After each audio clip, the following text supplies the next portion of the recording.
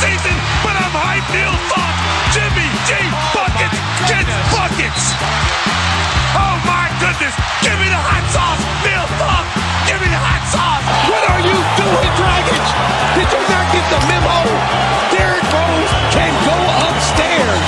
Woo! It is time for episode 87 of Gimme the Hot Sauce. I'm alongside Timmy Whispers in the Hustle and Flow studios here in beautiful Palatine. I'm Mark Shanowski, and you see Stacey's smiling face. He's joining us from his home. And Stacey, you want to tell the folks about your travels this week and all the things you had to go through to join the show? You are a real trooper. You're the ultimate Iron Man. Yeah, you know what? It's pure heart determination there, Mark. I had a hip replacement surgery on June the 7th. Was making great strides, was almost ready to start running. And then I had a little malfunction in there. They had to go in there and they thought I might have had an infection. And so the doctor had to go in there to make sure. Come to find out I don't have an infection.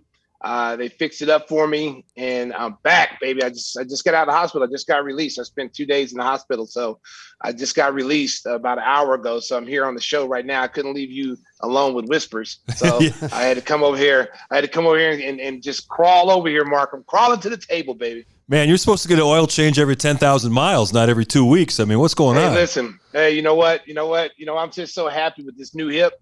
Yeah. I think it's like a 25-year-old hip right now, baby. I'm moving and gliding right now, baby. Woo!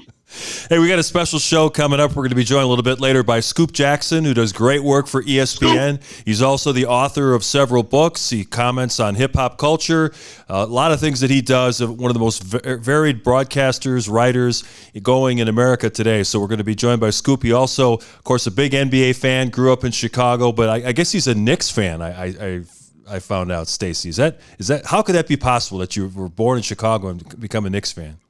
I'm a little disappointed right now about that. I'm a little disappointed. I'm just finding out this information right now as we speak. Well, we'll give him a hard time when he jumps on. So Scoop is going to join us in a little bit. Whispers, you got your questions prepared? I know you always do a lot of exhaustive research. Yes. Yes.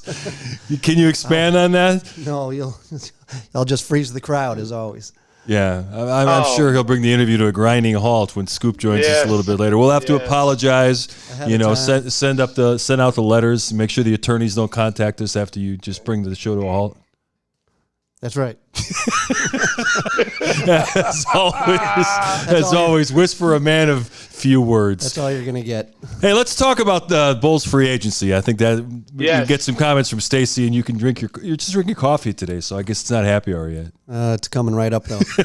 This coffee's not so good. It's also hot in here. I'm going to have to switch. Yeah. It's always hot in here. You're out there with your little Don Ho shirt on right there, like you're on Hawaii. Tiny bubbles. Those are skulls, not flowers. Well, from here it looks like flowers, guy. Okay. Well, that's kind of cool. Hey, Stacey, a lot of the Bulls fans are wondering, did they do enough in free agency? Of course, they signed Andre Drummond and Goran Dragic, and they also brought back Derrick Jones Jr., not big moves that are going to really shake the foundation of the franchise, but you got to remember last year they really went all in, bringing in DeMar DeRozan and Lonzo Ball and Alex Caruso. You can't do that every year. And, at the All-Star break, the Bulls were tied for first place in the East. It's not like this team needed a drastic makeover. What's your overview on what they did in free agency? Well, they went into free agency realizing they're going to keep their core group of guys together. That's why it was imperative to re-sign Zach. You've got DeMar under contract. Vooch is under contract for at least one more year. Caruso, all your main pieces. Patrick Williams, Kobe White. A lot of people thought they were going to move Kobe White, and it didn't happen. It may still happen. Who knows? AK may have another move down the road here. We don't know that. But they kept their core group of guys together. They said that in the start of free agency. They tried to go out and get some of these younger kids, these younger big shot blocking kids like Mo Bamba, Hardenstein. But those guys signed minutes after free agency opened up. So it almost like the Bulls didn't even have a chance to try to sign those guys. So they did their due diligence. They put their name in the hat trying to get guys. Unfortunately, those young kids didn't want to come this way. They want to stay with their team. They got more money. I'm happy with Dragic. I think after last year, seeing Lonzo go down, and we kind of struggled a little bit at the guard position with a veteran. I'm not saying that Ayo didn't do a good job. I thought Ayo did a great job. But, I thought in the playoffs, they didn't really play him a lot. And that would have been really nice to have, a veteran guard in the lineup playing point guard. I think Drummond is a huge upgrade from what we've had in the past. One thing, Mark, you're going to get out of Drummond, he's a double-double machine. He's averaged a double-double throughout his career, 14 points, 13 rebounds. He's always been one of the best rebounders in the game. He's always been a double-double machine. I mean, he's put up some big numbers against the Bulls when he was in Detroit. Is he the low post guy, that Vooch is? No. Is he a guy that can go out there and switch on pick and rolls? Does he have that ability? Probably not.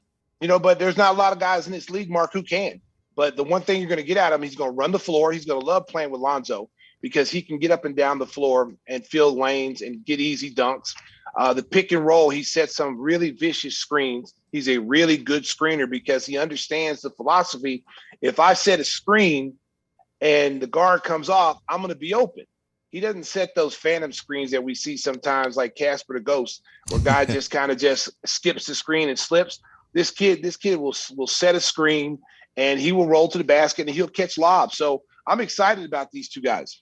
And Drummond has done some of his best work in the past against the Chicago Bulls. I know he's got probably about a dozen 20-point, 20-rebound games, and I think almost half of them came against the Bulls. So they're very familiar with what he can do playing against the division all those years in Detroit. Yeah, and the thing about it is that you've got two quality veterans that know how to play. You go back to Drummond in Philadelphia. Philadelphia had to be the favorite before they made that trade with Harden and Ben Simmons, because the fact that Embiid was able to, Doc Rivers was able to, limit his minutes, let him sit out, quarters and then come back in the fourth quarter to play because Drummond was behind him. Drummond gave them a really solid backup, played 24, 25 minutes, took some pressure off Embiid. And when they made that trade, Mark, everybody's like, well, Philadelphia got James Harden and that should be enough. No, they really miss having, Drummond behind Embiid. And that was a really big loss for them. And that's the reason why they struggle in the playoffs. And, of course, the Bulls kind of wrapped up their free agent moves, at least for now, with the signing over the weekend of Goran Dragic. And, of course, the people who love listening to The Open with all of Stacey's great calls, the one that always stands out is Derrick Rose's dunk over Dragic in Phoenix. So we're going to play that for you right now. What are you doing, Dragic? Did you not get the memo? Derrick Rose can go upstairs. Stacey, that was an inspired call with you and Neil. I mean, I think that caught everybody off guard a little bit. I mean, we knew Derrick could get up, but it seemed like he jumped off a trampoline on that one. Yeah, it was one of the most vicious dunks that I've ever seen. Especially you got to remember, Derrick is like 6'3", so to see him just trampoline up and dunk on this kid. And the funny thing about that dunk, was that Dragic had took a 3-point shot. He took an ill-advised shot. And I think D'Antoni was going to pull him and bring Steve Nash back out. So when he took that shot, he looked over and saw Steve Nash get ready to come in. He took a shot, and it was a long rebound, and then they were off to the races. And I think it was Tyrese Thomas who hit him with a good pass, and Derrick just exploded. And you could tell Dragic was it was frustration because he's getting ready to come out. And the fact that he challenged Derrick and not getting the memo, as I said, that this kid could go upstairs, he challenged him. So I give him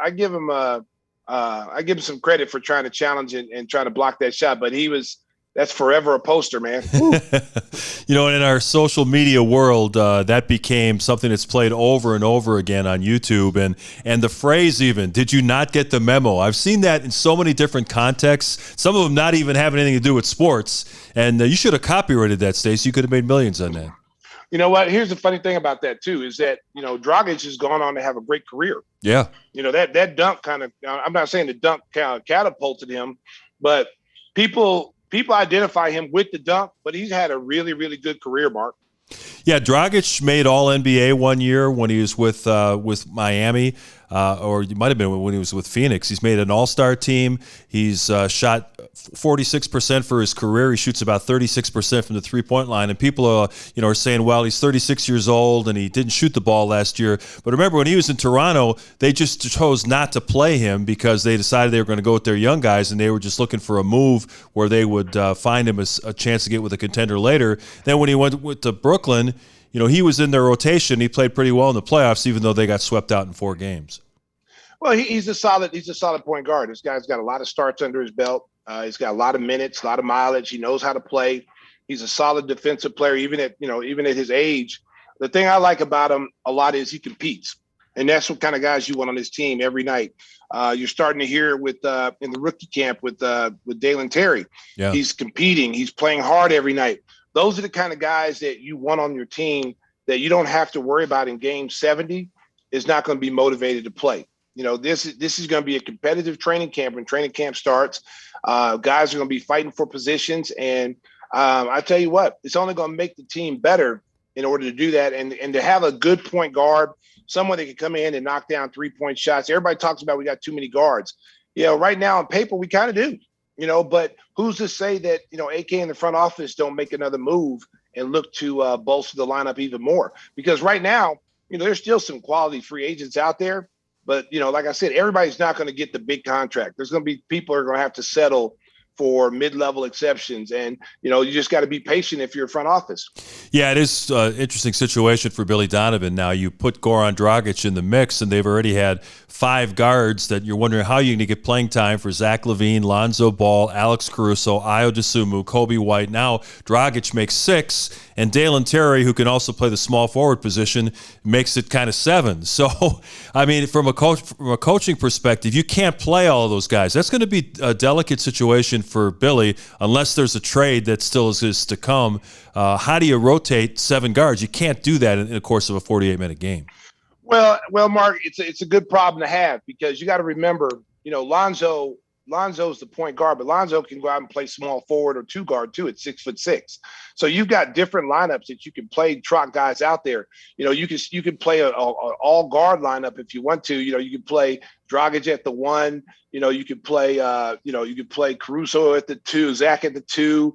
Lonzo at the 3. I mean, there's so many different lineups you could play with that. So it's not like Billy's not going to have the tools. I think right now the key for whoever's in training camp is to establish themselves as the guys that are going to get the most of the playing time. So if you're the younger players like Terry and Ayo, you got to come in there and you got to be hungry. I've been watching Ayo working out. He looks really, really good. Looks like he put on some muscle. The kid's not going to come in and just roll over. So it's going to be a competitive training camp.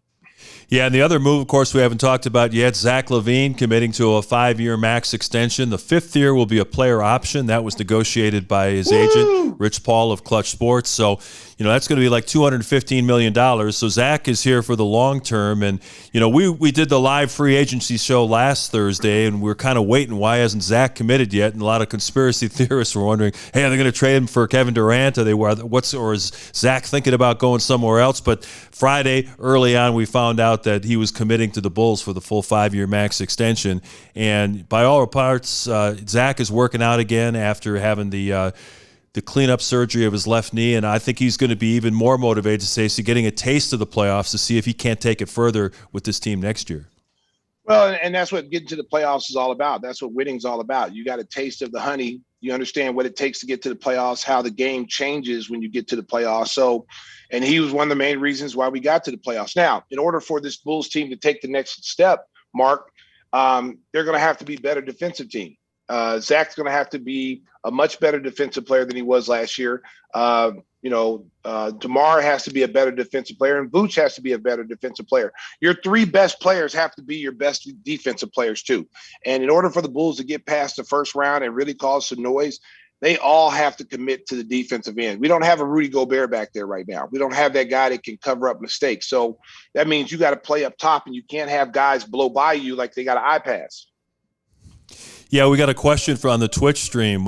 Somebody asked Stacey, do you think AK's worried about Lonzo's health with bringing in Dragic and overloading the roster with guards? Do you think that's a concern for the front office? No, because I thought we had the same problem last year. We had more guards than bigs. And I think you can never have good quality guards. I mean, that was one of the things that we missed last year in the playoffs against Milwaukee, was a guard that can make 3-point shots. Milwaukee just backed off us last year and said, shoot it. And, Dragic is a career, I think, 36% 3-point shooter. He's had some really good years where he shot the ball well. The last couple of years, in Toronto, I don't really count, the average there because he didn't really play a lot. But consistency's been in the 36% range, which is very good. So it's also a guy that can get to the basket. He can score. He can find assist players. I mean, Dallas right now is so upset they didn't get him. Dallas thought they were going to pick him up to play with Luka. Luka really wanted Dragic, but it didn't work out. Yeah, of course, they played on that Slovenia team. They made a deep run in the European Championships last year. But with Zach, he's got a lot of supporters, and a lot of people think that, he doesn't give enough on the defensive end. I thought that he was playing the most efficient basketball of his career before he hurt his knee midway through the season, and then obviously that slowed him a little bit. He was putting up crazy numbers, and he was shooting 50% from the field and 40% from the three-point line. I think, people wonder about the partnership with DeMar. I didn't see any issues at all with that. What'd you think? No, I'm around them all the time. They both complemented each other well. I mean, when you got two wings, Mark, of having huge games, 30, 40-point nights, that's only going to make your team, super. I mean, you look at Golden State. It's not all Steph Curry. You got, Klay Thompson can go off. You got Wiggins, he can go off. The more people that you have that can get you buckets, the more dangerous you are as a team. When you're just one-dimensional, like a couple of years ago when it was just Zach, I mean, teams just said, all right, let Zach get his, shut everybody else down. And now you can't do that because you got Vooch can score 30, you got DeMar, you got, Lonzo can score, even though he's a pass-first point guard, he can score as well. And so now you got Dragic out there who's had some 30-point games in his career. So, you're going to have to guard this team. But I think in order for this team to take the next step, there has to be a commitment to the defensive end. When Zoe was there and Caruso was healthy, the Bulls were a top 5 defensive team. When Zoe went out, everything went downhill after that, and then they became a really, really not a very good defensive team. Whispers always has a lot of fans on the Twitch stream. A guy named the Brown Note says you're looking good. He likes the shirt. Oh, thank you, Brown Note.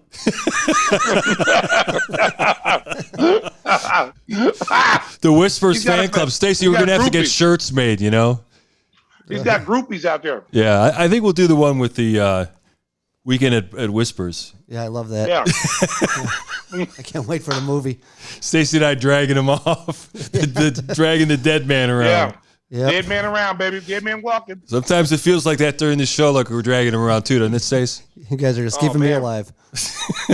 Hey, baby. It's like Ted Williams, baby. Cut his head off, put it in the crowd freeze. And don't drop it. Get some better technology to fix you up. Yeah. They're trying to. The Williams family talking about you remember that story, right? Where they said they're gonna cut his head off, put it somewhere. Yeah. That's what we're gonna do to Tim, though. We're not gonna cut his head off, though.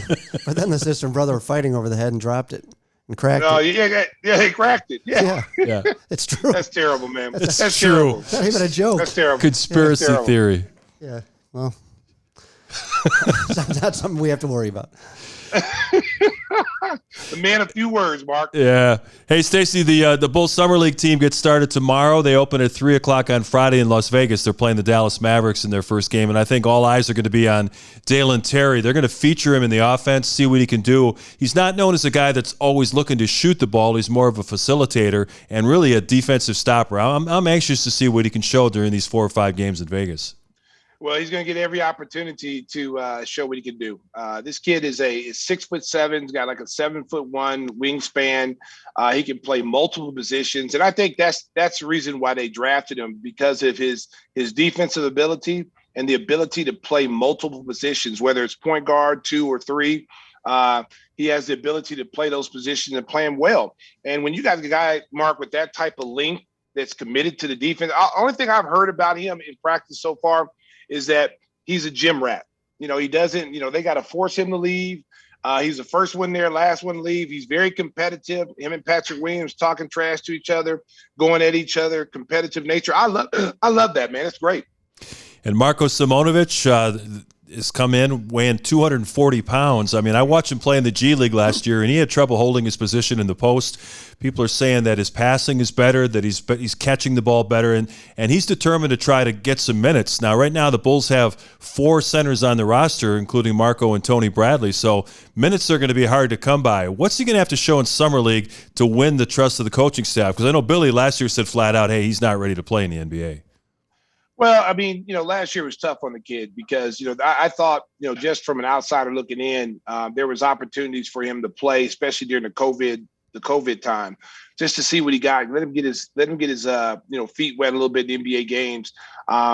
It shows you how hard that he wants to play, because to go ahead and put that kind of weight on after only weighing about 215 pounds last year and being, really thin, shows his commitment to trying to get better. And he's highly skilled. I mean, he's got great footwork. He can, he's got spin moves. He can handle the ball. There's so many things he can do.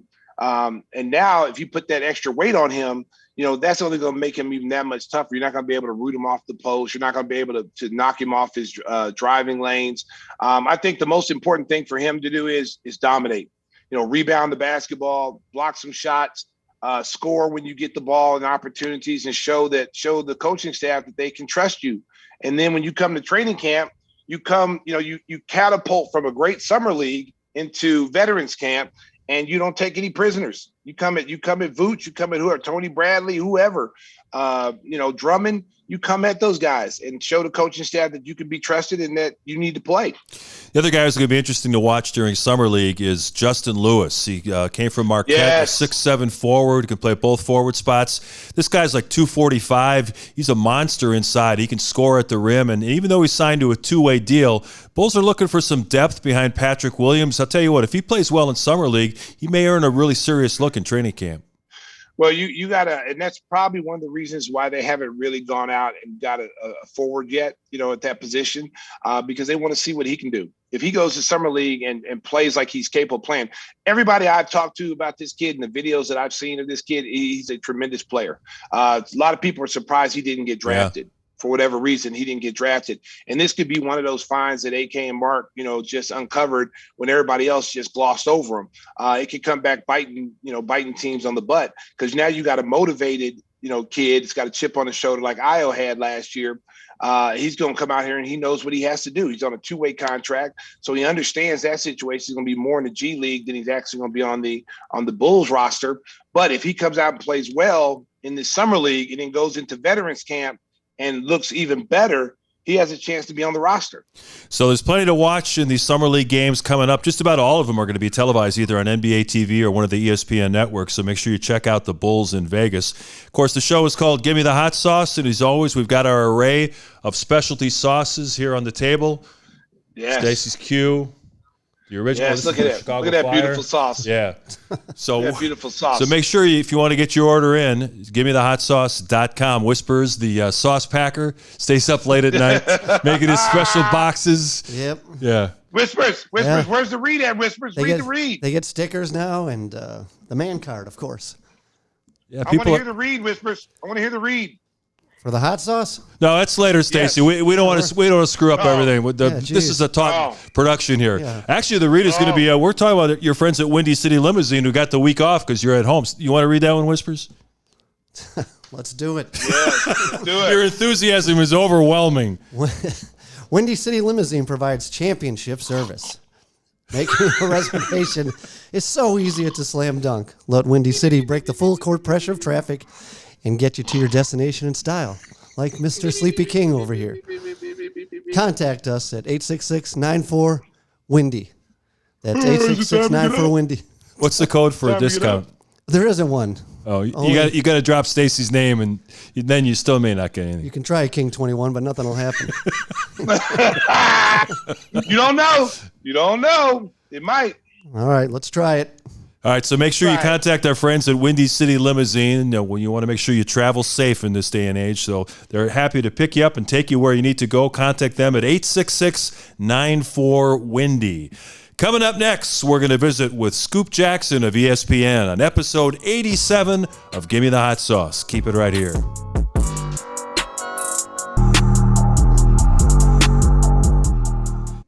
Angel Water, Chicagoland's largest water conditioning service. Chicagoland water can have chromium-6, pesticides, E. coli. You know what that is, Mark? I do. That's a bad thing for you. Don't want any of that. Sometimes it's on the beach, too. And other nasty stuff. Water makes up 60% of your body and 75% of your brain. Did you know that? No. You're full of facts today, Whispers. Yeah.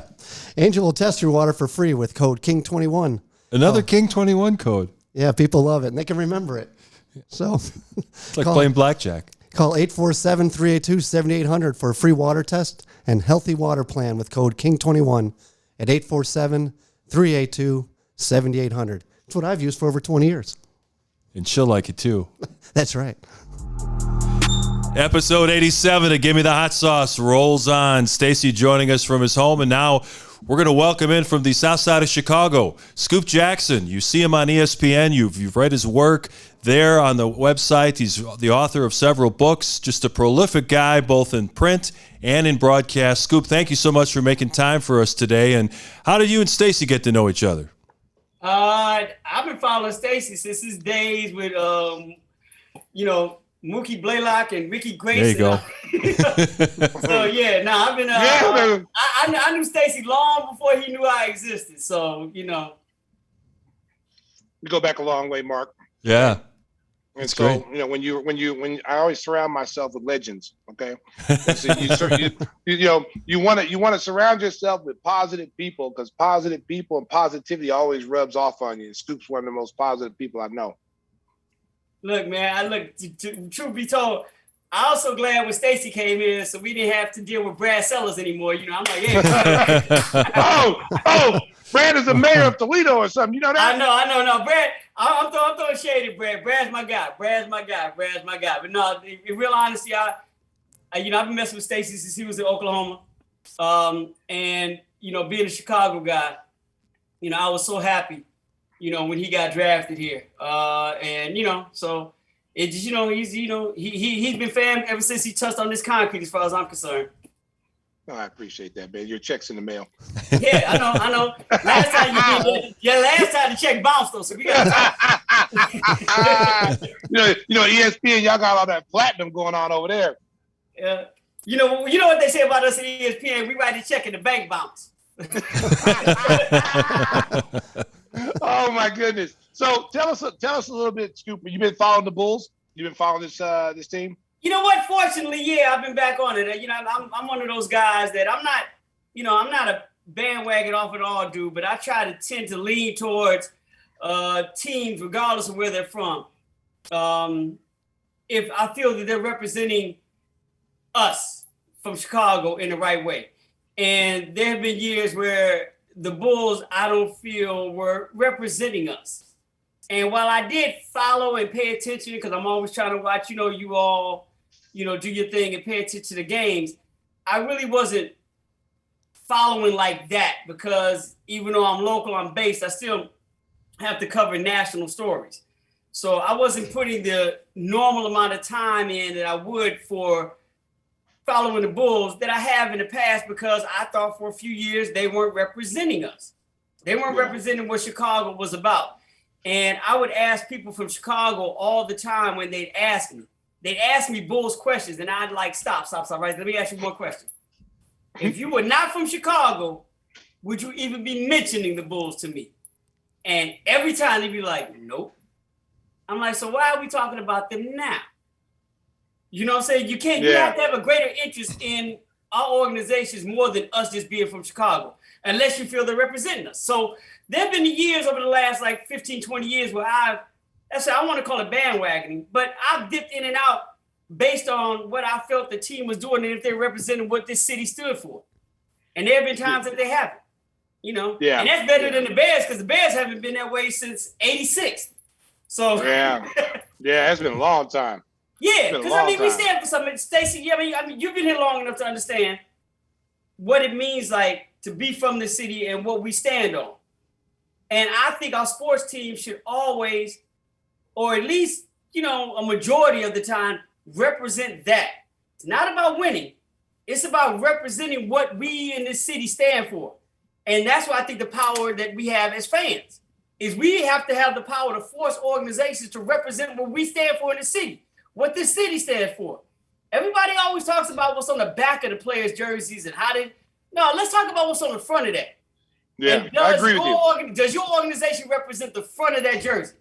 So when they don't, I tend to tap out and because I don't want to be that guy that's only rooting and pulling for and representing Chicago teams because that's where I'm from. It's a two-way street.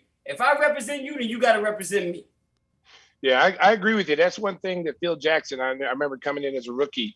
That was one of the things that Phil Jackson, basically imposed on us is that, hey, we owe it to this city. It's a blue collar city.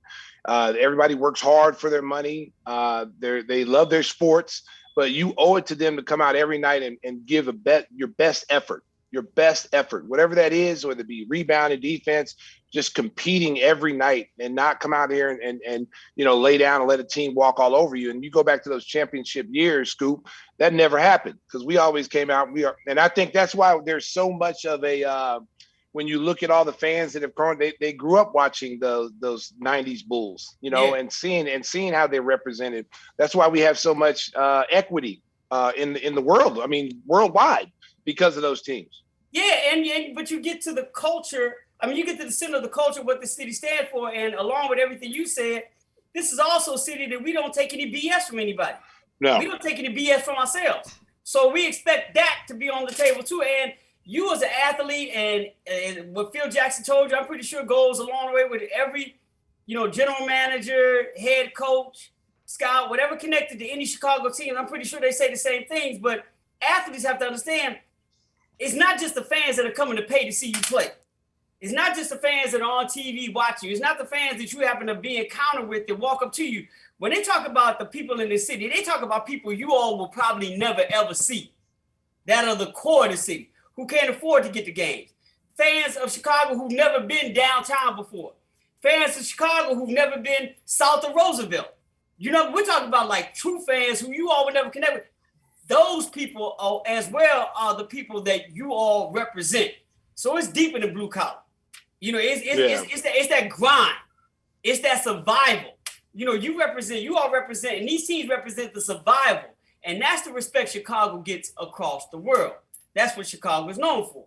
That and Hell's Chicken, of course. But that's what but we stand on all of that. So when a team does not live up to that, and once again, you mentioned the championship team. Stacey, it's not about that. It's the effort. That's really all it is. Because the Chicago Bulls represent more than just those 6 championship banners that hang. It represents those teams, those Thibodeau teams that were grinding, trying to get it done. Like, that means just as much to us as the banners do because it's the effort you all were putting out there. Yeah. It's what we saw every now and then with that team last year. What Billy Donovan seems to be trying to grow.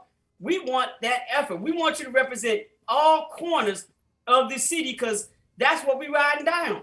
And when you don't do that, we smell it. We smell it when it's not done. And, like they say, a child can smell BS a mile away. And the same thing applies to us in Chicago. We know when you're not real with it. And that's what we don't mess with because that's not what Chi is all about. Those teams that Stacey played on in the 90s became larger than life. They became an international celebrity. And I'm just curious from your perspective, you were coming up during that time in terms of your career. How much did the Michael Jordan Bulls have an impact, do you feel, on your career and helping you become the star that you are at ESPN? Star, I don't know. We have to redefine that word, but I'll say this. I think I was one of the lucky ones because at the time, we were just starting Slam Magazine at the time, and I was one of the very few national writers that was located and based here in Chicago. So I had, I didn't have to get on a plane and come here for like NBC games or big games. Anything. I was here every day. I was showing practice every day. And we benefited because, one, I was already here and established, a foundation. But by the time we started Slam Magazine, it was right. We started I think a month after we started the magazine, Michael Jordan retired the first time. So when he came back, I'm still like one of the only national guys here. So I'm in practice every day. And it's not necessarily doing a story on Michael, but I was looked at as one of the beat writers, but I was actually on covering for a national magazine. And that benefited a lot because being in front of guys like Stacey, being in front of, the Craig Hodges and the Paxsons and the Pippins and the Cartwrights, being in front of Luke Longleys and Michael, and Steve Kerr and I'm gonna throw. I was about to throw my man's name out there for you. What was the PR guy's name? Tim Hallam. Tim Hallam? No. I'm talking about Tom. Oh, it's Tom Smithburg. Tom Smithburg. Yeah. Being in front of it, and of course Tim Hallam. Yeah, of course because Tim's been there since forever.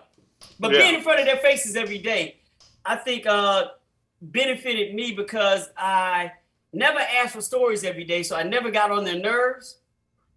And being there every day and not getting on people's nerves, there's something Stacey can tell you that athletes do pay attention to media members.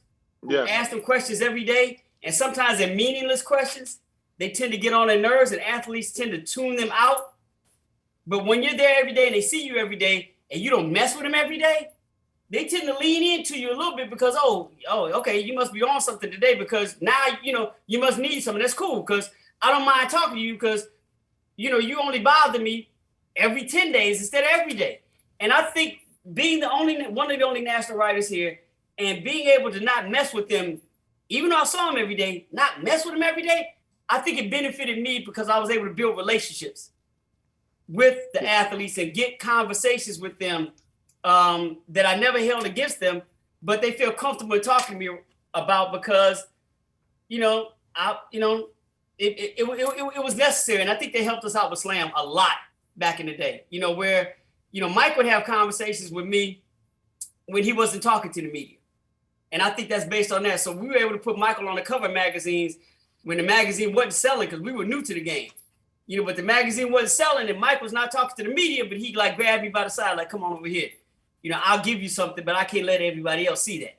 Yeah. And Scotty would do the same thing. You know what I'm saying? And so that is kind of the long answer to how it benefited me being from here and being around those guys and how I was able to parlay them into stories that helped build a franchise. And I guess give me some sort of prominence because a lot of times my name was attached to those stories. My byline was on those stories. That's awesome. Now, when you look at this new NBA and you see the players, Scoop, they have so much control now compared to what, Michael Jordan and all of us had in the 90s. These players now are dictating the terms of when they want to play, where they want to go play, if they want to be traded. What is your take on that? I actually love it because we're the reason that they were forced to do that. If we did our jobs right, from a media standpoint or from a front office standpoint and handling players, they would have never leaned in on trying to get so much control. If they always talk about loyalty in sports, but they never talk about the two-way street that goes with loyalty. So if for years players hadn't been treated like property, if they hadn't been treated like pawns, by executives, and you have people. I use this as an example. There are certain players like the Reggie Millers and the Larry Birds and the Magic Johnsons that their organization treated them right because you never saw them in another jersey, correct? Yeah. But tell me, why do we ever see Patrick Ewing in another jersey? Why do we ever see Dominique Wilkins in another jersey? Why do we ever see Michael Jordan in another jersey? So when you see stuff like that happen, because there are certain players in this game, in all games, that should never see another jersey, and I understand the business side of it, but sometimes your loyalty to that player has to trump the business side. This player has done so much for you over the course of time that maybe you're losing money now, but take consideration all the money that player made for you. And when that's not considered, that forces the player to be like, all right, the minute I get a chance to get control of my narrative, I'm going to get it. Because if the Chicago Bulls, and I'm using them as an example, I'm not slighting them, but if the Chicago Bulls didn't treat Michael Jordan right, what the hell are they going to do with me? So let me try to grab some control of this narrative. And the same thing goes down with media. If the media treated players the way the media treats organizations, then the players would never have to go out and try to find their own voice or control. We have had a tendency historically, especially dealing with black athletes, to turn what they do against them and use it for either a publication's benefit, an outlet's benefit, or our own personal benefit. And we've done that historically. So over the course of time, especially once digital media opened up the landscape and made it a far more level playing field, it was only right and understanding for the players to grab some of that so they don't have to deal with what we've been putting them up with for so many years. So I get it. I totally get it. Now, I'm not against it because I still think that what we do in the media, there's still an art to it. There's still a science to it. There's still a study that can be applied to it to make those stories come out better. So where I read and listen to some of the stuff that a lot of the athletes are doing now because they're now in front of the media, I think some of those stories, some of those presentations, some of those platforms could still be better if they used people that were trained and conditioned and have studied this field where they can still be in the front, but let's get this done this way because this is a better way for this story to come out. And then the audience and society at large gets a better story where it still is the player's voice, but it's a better story.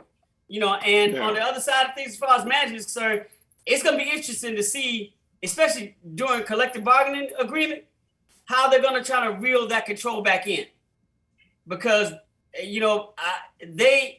every year it seems like management is losing more control over players' destinations and players' contracts. And I know they're not used to that and they don't like that, but this is the life that we're living in right now. But come to the bargaining agreement time, I want to see how they're going to reel that back in. Yeah, I'm interested to see that too, because when you're watching these, a guy like Kevin Durant has 4 years left on his deal. And because Kyrie Irving wants out, now he wants to be traded. And if I'm the general manager and I'm the owner of that team, unless I get a deal that's gonna benefit me, because you got a generational talent in both of those guys. You're not just trading a fringe all-star. These two guys are Hall of Famers. So you've got to get some kind of package for them for losing them. And if you can't get it, you stand pat. I got him for 4 more years. I can trade him in 2 years. That's that's the hard line approach that I think owners and general managers should take. That's just me. It is, but here's the deal, Stacey. It's okay, what if you don't? And you may win that battle with somebody like KD, but what does it happen to you down the road when it comes time to trying to get another KD down the line? And they start looking at how that didn't work out for KD, and they're like, no, I don't want to sign with the Nets because I saw how they treated KD. Players are always going to lead with players. Yes. Always. You all are always going to lean with each other, regardless of how the organization, functions. You all are going to be like, hey, you know what? I'm not signing here because I saw the way they did my man. And organizations have to take that into consideration. Even though they do have leverage because they have control of the contracts, they have to understand that there can be a backlash down the line on players wanting to mess with you because they're looking at how you dealt with Kevin Durant. Not what you got out of it, but how you handled his situation. Yeah, the Bulls had that kind of problem, after Michael and Scottie left. Oh, without question. Look, yeah, they did. And that's my point, is that you got star players that want to come to this market and want to play for this organization, but they're like I said earlier, you treated Michael Jordan, and let's be honest, coaches are the same way. Coaches around the league were like, look what they did to Phil Jackson. Yeah. Why do I want to coach there? So when you treat Phil Jackson the way the Bulls did, when you treat Michael Jordan the way the Bulls did, when you treat Scottie Pippen the way the Bulls did, it may have benefited you right there in that moment because you had leverage, but down the road, it can come back and bite you hard. And organizations need to keep that in mind. And your Nets example is a great example where they do have the leverage. They can stay pat on them 4 years because they do have that on their side. But understand, those 4 years from now, may not be the look that you're looking for. Hey, Scoop, as a broadcaster, one of the things I really love that you do is the video essays that pop up on SportsCenter and different platforms for ESPN. I know when somebody says to me, hey, think of something unique and different and be creative for 3 minutes. That is the hardest thing to have to do. The work you do is amazing. What are some of your favorite essays that you've done for ESPN? That's a great question. I can tell you straight off the bat, the one, there's 2 of them because they happened at the exact same time. I had to write a piece for Kobe Bryant retiring, and I had to write it for Kendrick Lamar. So there's pressure right there, right? Yeah. Yeah. That same week, I had to write an essay on the Bulls 72 win season because the Warriors were about to break it. Mm-hmm. And I had to write that for President Obama. Wow. So in 1 week, I'm writing something for Kendrick Lamar and I'm writing something for Barack Obama. And, no pressure. But as a journalist, you want that. That's like a dream come true because now you're testing yourself. It's like, all right, it's like, it's like Stacey playing in the championship, playing in the finals, playing in NCAA. Oh man, matter of fact, I don't want to get on that because I had my kids watch that game y'all played against Kansas. I had my kids watch that final game. That was easily one of the greatest halves of basketball at any college basketball game ever. But we'll talk about that later. But you want that pressure. And as a journalist, that hurt. I wanted that pressure. I wanted that pressure to see if I could deliver, on this high end in this shorter period of time. So, and they both came out pretty decent. And Kendrick did not change a word of what I wrote.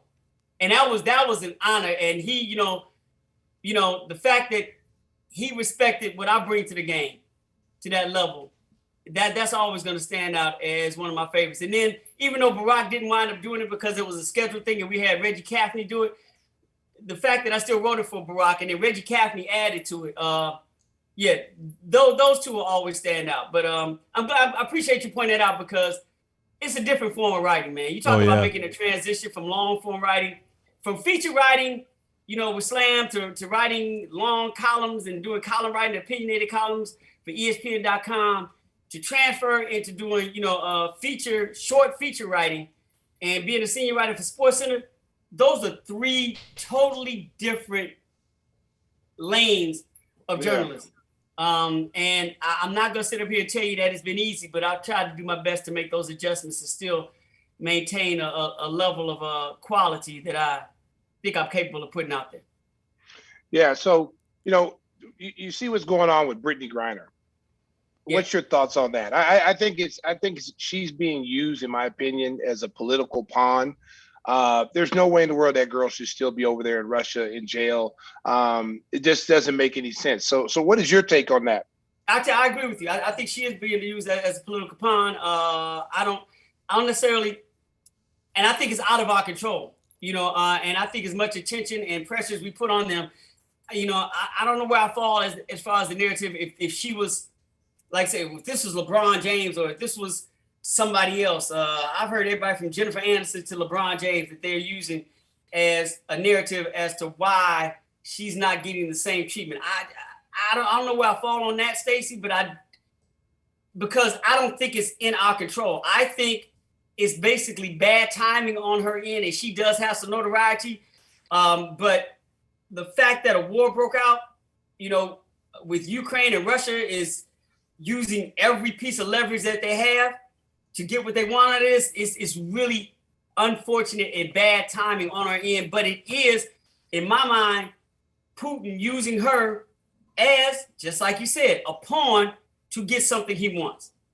Yeah. And the question is, to me, in answering how I feel about it, what is this country going to do when it comes to how much we value her? Not necessarily as as a professional basketball player and a famous basketball player, but also as a citizen of this country and as a Black woman. What is this country going to do to value her and get her back home? And it's from what I understand and what I've last read, Putin wants a certain swap. You know what I'm saying? Yeah. Is that worth it?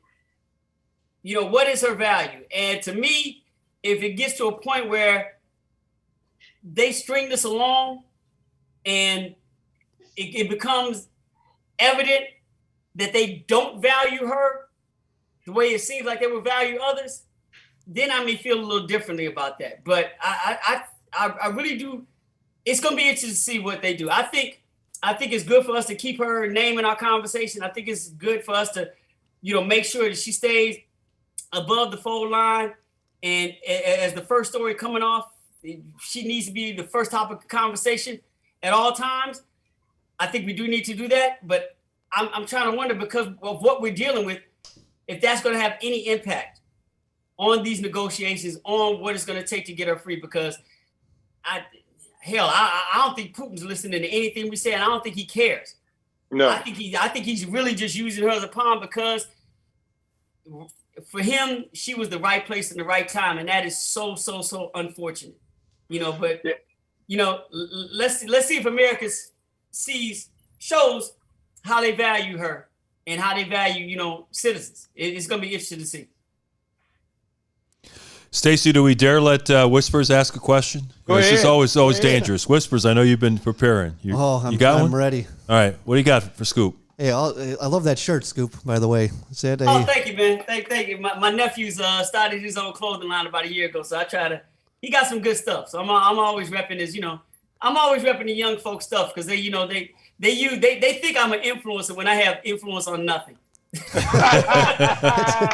Well, that's with your artistic background, though, and your connections with all the slam and everything. And I see you got a stack of shoes in the back there. You ever think about designing some of your own shoes and getting that sneakerhead business?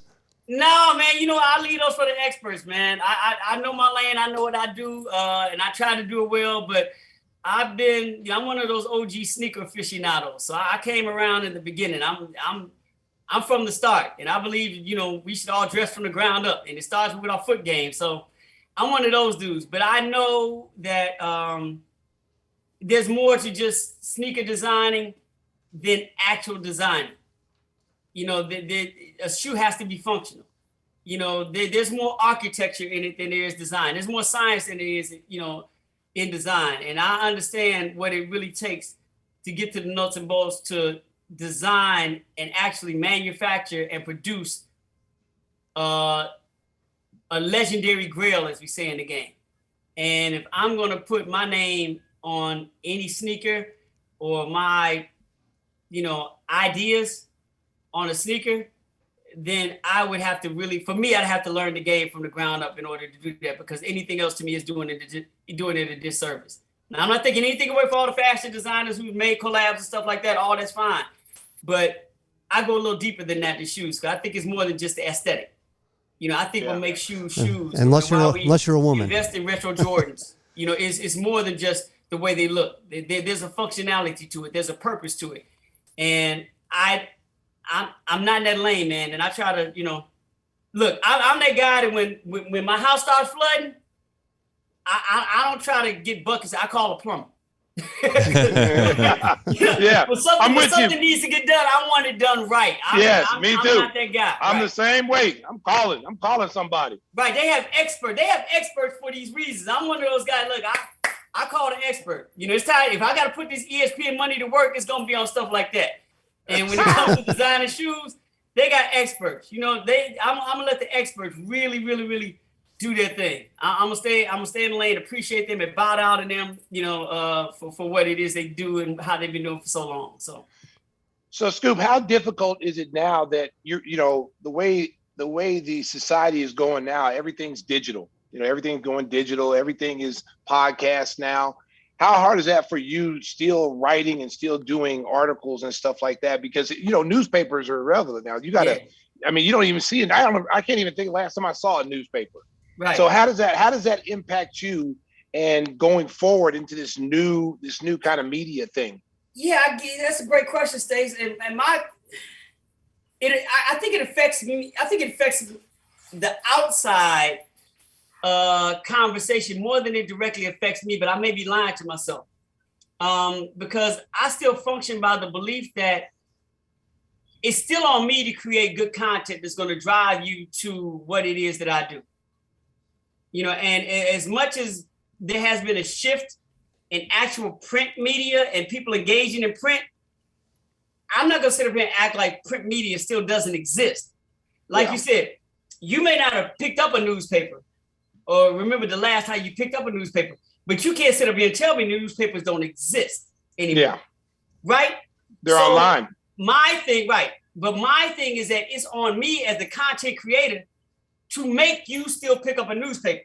Like, you may not pick up a newspaper because everybody's not doing it anymore, but if I'm giving you something that is worth you doing that, then you will pick up a newspaper. Yeah. So that's kind of the way I look at it. And I'll try not to let, this shift in how we present content affect what it is that I do, because at the end of the day, it's still content, and content still has to move people. Regardless of the format they're getting the content in, the content still has to be strong and it has to move people. And I've always tried to, when it came to my engagement in that, is stick by the policy that Marvin Gaye always said, that as an artist, your true responsibility is to move the minds of men. And when it comes to me creating content, that's what I try to do, is try to move the minds of men and women with the words that I'm able to put together. You know, I got 26 letters to flip, and it's on me to flip them the best way that I know how. And however it comes out, if it's good enough, you'll find it, because you'll want to find it, because I'm giving you something to find. So, you know, that's the way I look at it. Now, I'm pretty sure, you know, if you start looking at numbers and stuff like that, I'm pretty sure people read a lot less of what I've done now than they have in the past because of that shift. But I can't control what I can't control. And I can't concern myself what I can't control. I can't concern myself by the audience's engagement and why they don't engage. But I can control what I put out there and still give them a reason to engage in a medium that they may no longer mess with. Hey, Scoop, before we let you go, I was looking at your Wikipedia page. I don't know if somebody did you dirty there, but it says on your personal area, it says that you're a fan of the Chicago White Sox and the New York Knicks. Yes, that's true. That's accurate. That is after going through the Jordan era, you went to the dark side? Yo, no, I never left I've been with the dark side since I was in 4th grade. I've been a Knicks fan since I was in 4th grade. Yeah, I was watching Norman Van Leer and Jerry Sloan and Tom Bullwinkle and Chet Walker and Bob Love with Dick Motta coaching.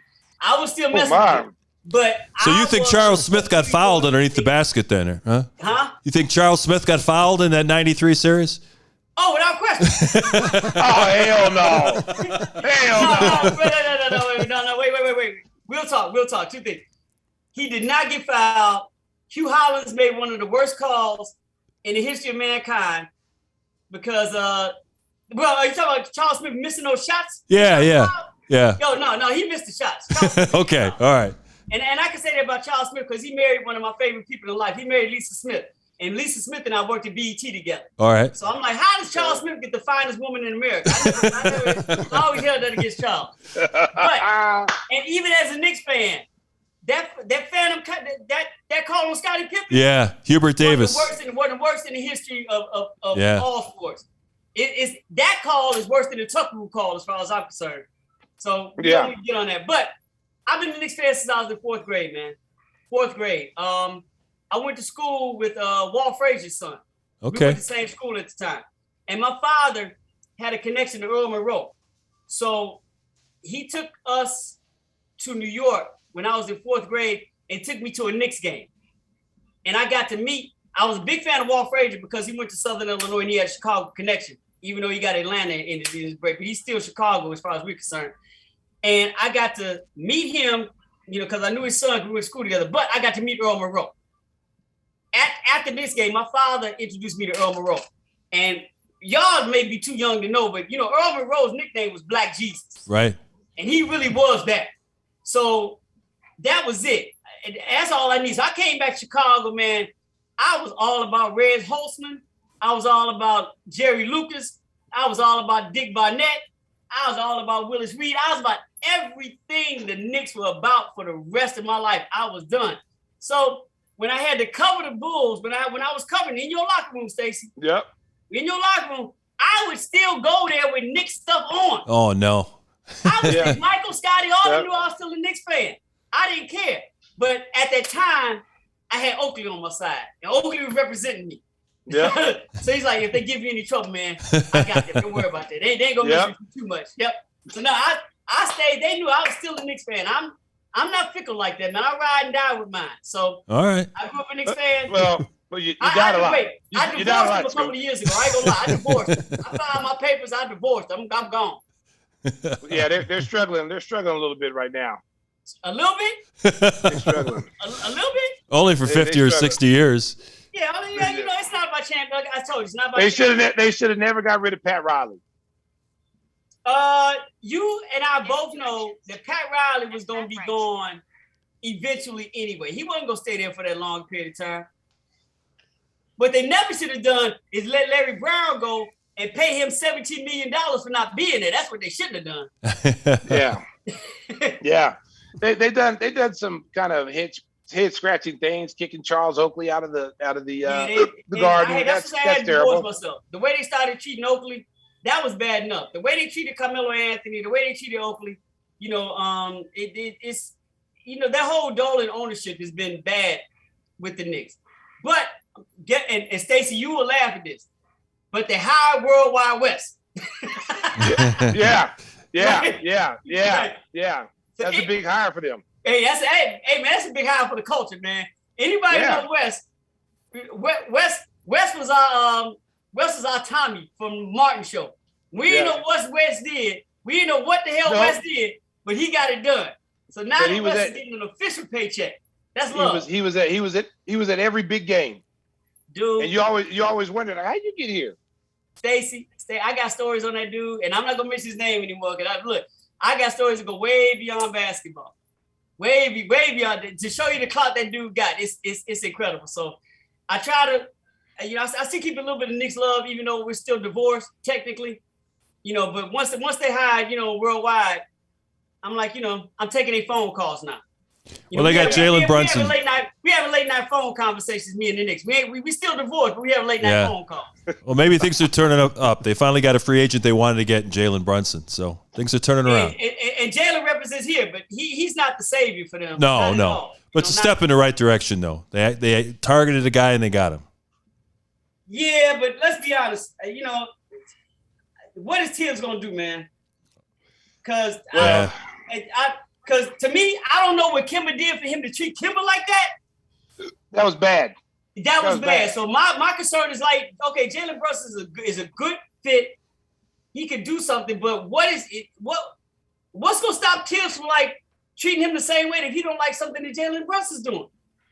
Well, that $100 million contract, because they're gonna have to justify that money they gave him. If you sit him on the bench like you did Kimber, the Knicks fans gonna go crazy. Yeah, but I hear you. Let's hope, but I don't know. I put last season all on Tibbs. I love Tibbs to death, but I put that all on him. And now it's hard for me to buy into like the importance and the impact I think Jalen Brunson can have, because I'm not sure what Tibbs is going to do. You know what I'm saying? And everything from my standpoint, and being a guy that messes with the Knicks, rides on what I just got through seeing. And what I got through seeing was Tibbs treating a seasoned NBA point guard, an all-star NBA point guard, the way he usually treats rookies. Not used to that. So what right now is making me thinking he's going to be any different? And Stacey made a good point with the $100 million contract. But what makes me automatically jump that situation is going to be not necessarily different, but better if he doesn't sit well with Tibbs and fall into that Tibbs type of player. Even though on the surface he looks like he might be, but we don't know. I think the thing that's got that's going to stop that is Leon Rose, because Leon Rose has the reputation. First of all, he knows Jalen Brunson. He represented his dad, who's now on the staff. So this goes a lot deeper than just basketball relationship. This is a personal relationship, and I think Tibbs, if he doesn't change his ways, he's going to be on the hot seat. And at some point, Scoop, he's got to recognize that his way is not working. Like, he keeps doing the same things. He wears himself out on different places. I think Julius Randle hurt them last year, because he had the All-Star year before. And then, the ball stops. They don't move the ball when he has the ball. They're very, very predictable. So they may have the same problems this year. And that's kind of why I'm hesitant on going in like on Jalen Brunson, because it could be out of his control. And to your point, though, they do have Leon Rose, and I love Leon, but you get into a power flex now. Who has more juice with the Knicks? Is it Leon Rose or is it Tibbs? I think it's Leon Rose. Okay, we'll see. I think it's Leon Rose. We'll see. I look, man. To be honest, we can get off this conversation. I'm just waiting for Dolan to sell it. Once Dolan sells everything, man, it's not happening. Not happening for a while. Yeah, that's a money making machine over there. I know. It's like the family here selling the Bears. It ain't gonna happen. I get it, man. Hey, Scoop, we appreciate you being so generous with your time. Keep up the great work with ESPN. We really love watching and reading all your stuff, and thank you for joining us on Gimme the Hot Sauce. No, We got some hot sauce for you. Yeah, Stacey's got it all laid out. If you like hot sauce, he's got it all. Yes, you like hot sauce? We got it all for you. Extra Give him hot, his address and send it to him. Nah, man, I'm coming to the studio, man. Come on through. I'm coming to the studio Come on next through. time. Definitely. Come on through. I'm coming Come in. on Like I through. said, I'm coming in with the half dark, fried hard. I'm gonna put the ketchup on there, but I'm gonna use your hot sauce. That's how we gonna do it. Yeah. Hey, this hot sauce is good, boy. I know it is. We'll get some of those Worldwide West stories, too, when you come on in. Oh yeah, that's got to be off here. All mics got to go. All off. right, Everything all got to right. be silent. So I'm Sounds like a deal. The great Scoop Jackson joining us on episode 87 of Gimme the Hot Sauce. appreciate the love, Thanks, fellas. Scoop. Appreciate it, boy. Thanks. Thanks for coming on. Oh man, no, anytime, man. Thank you.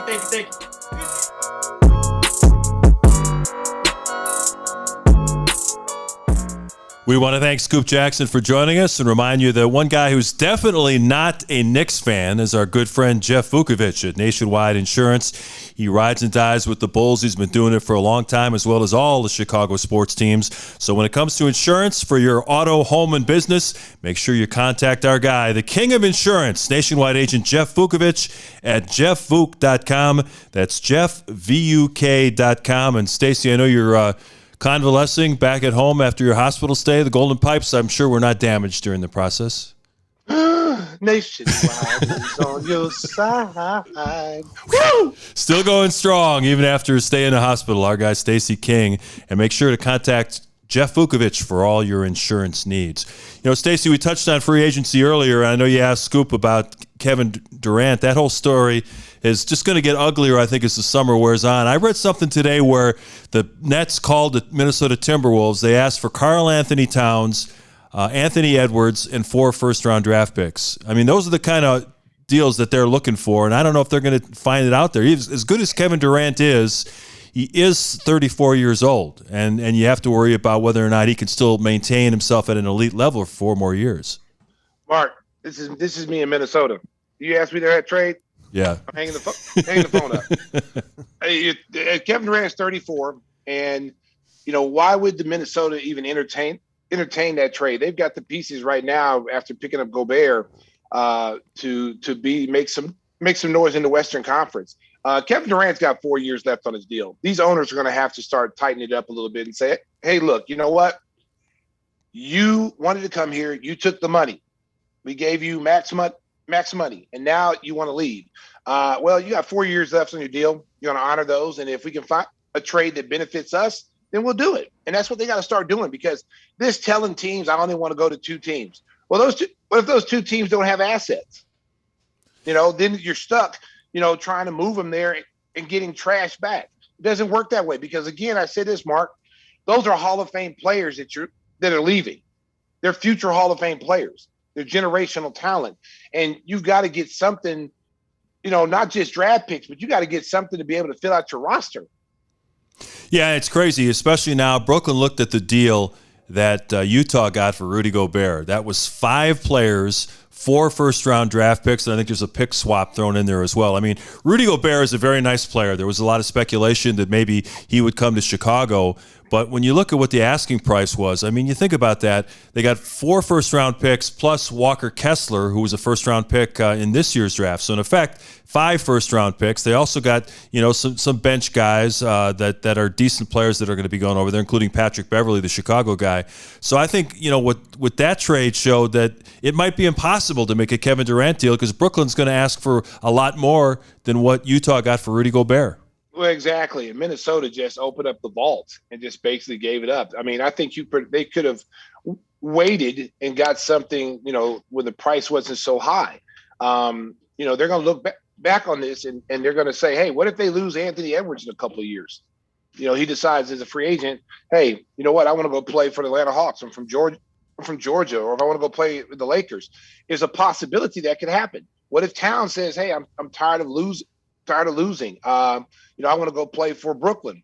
I want to go play for the Knicks. It could happen.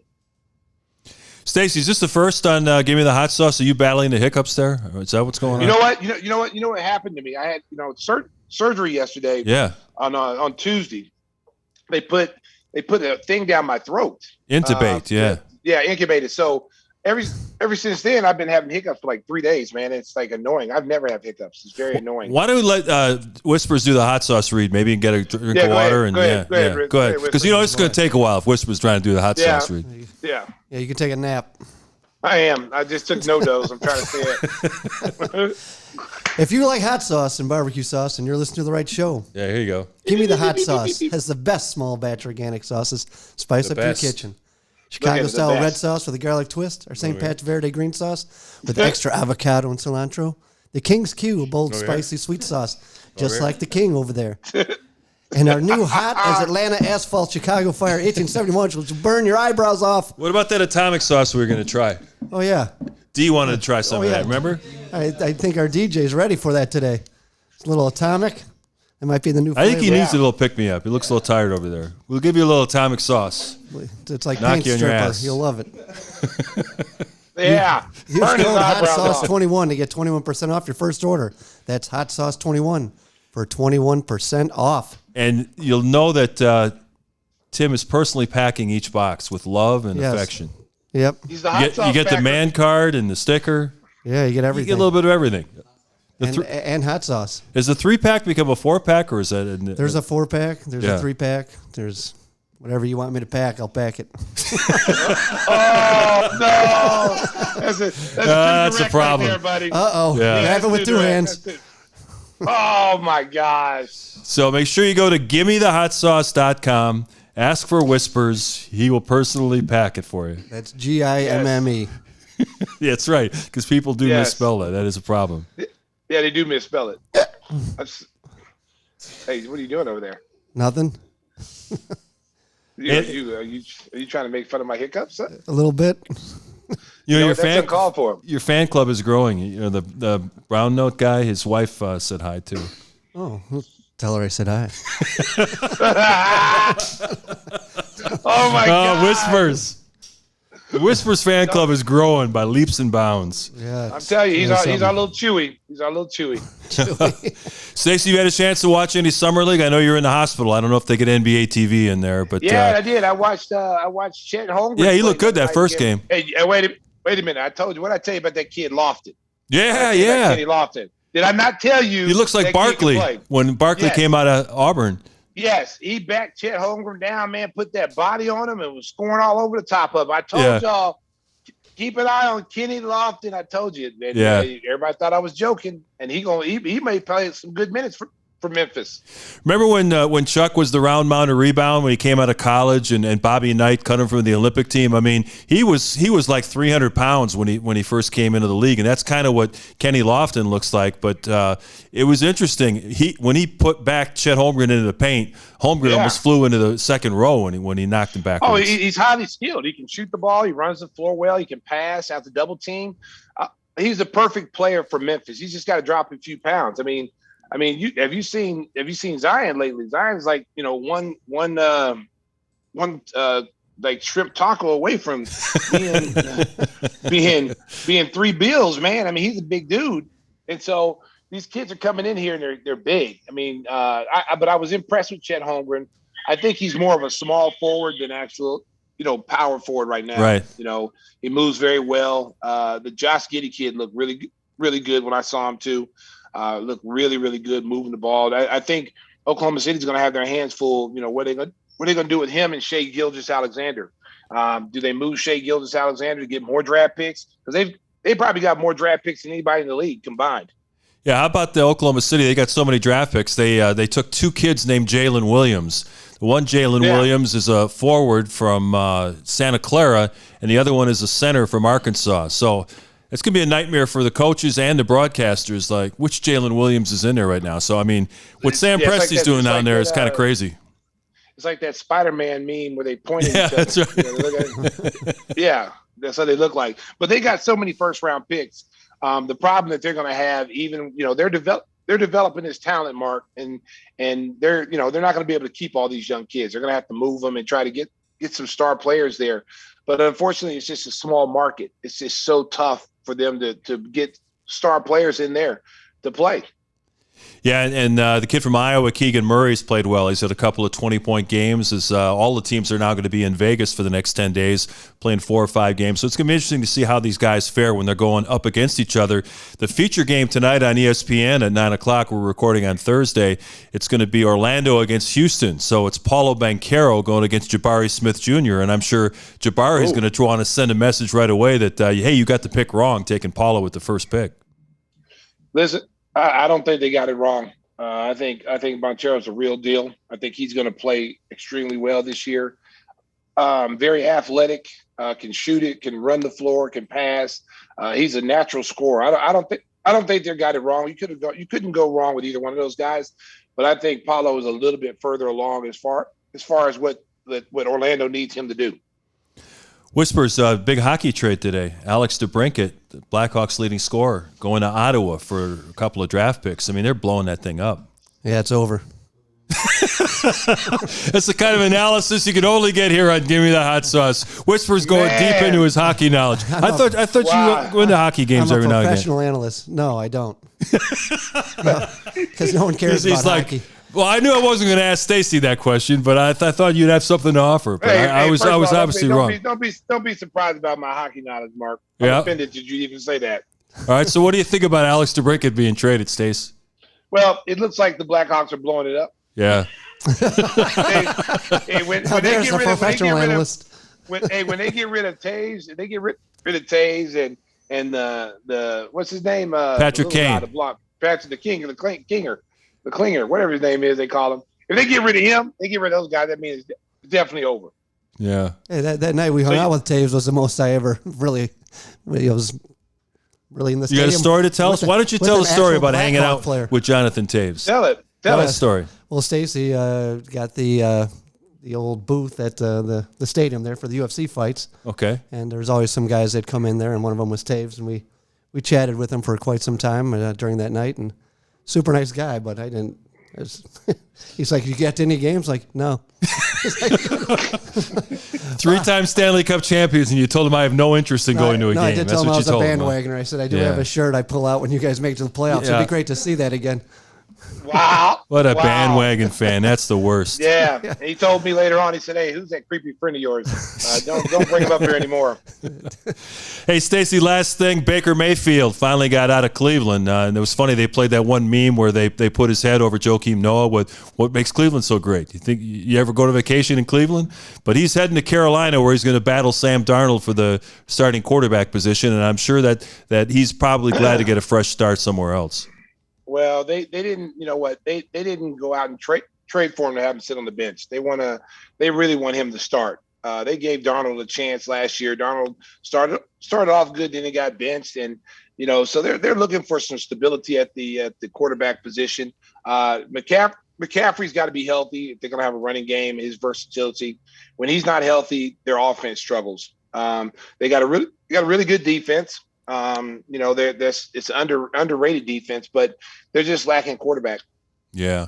Well, Stacey, we're going to let you go. Get some rest. I know it's been a very trying week. We really appreciate you being a trooper and joining us for episode 87 to Give Me the Hot Sauce. You know what, Bulls Nation? You know what? I just got out of the hospital today, and I came for the show. I crawled in here to get to the show. It's pure heart determination. That's right. And it's because I love my fans. I love Bulls Nation. And I love those two guys right there, Timmy Whispers and Mark. I couldn't let them go solo because Mark would be having to do the show by himself. That's right. I'd have you talking to myself. I was going to get up to 18 words. I think the under came in. Hard hustle and muscle, Stacey King. Yes, sir. Yes, sir. All right, buddy. We'll see you here in the studio next week. Take care of yourself. Be well. And Bulls fans appreciate you making the effort today. Oh, always a pleasure, boys. Give me the hot sauce. Give me the hot. Get some rest. Oh, my goodness. Give me the hot sauce. Guys, home safe.